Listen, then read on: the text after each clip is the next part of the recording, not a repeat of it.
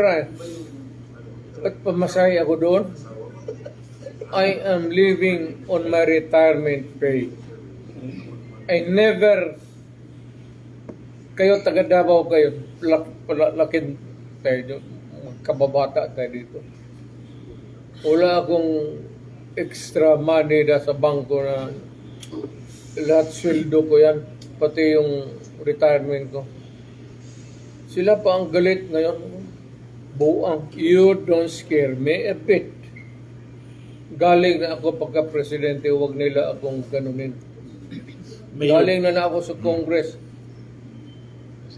Mayor ako, congressman ako, presidente na ako. Do not give me that. Alam mo, actually, wala, in fairness to the idiots, wala akong notice na pupunta ako ngayon. Wala na yan. Sabihin mo nga sa what is there to say or more to what I have said? Na sinabi ko naman lahat. Ano pa ba ang gusto ng mga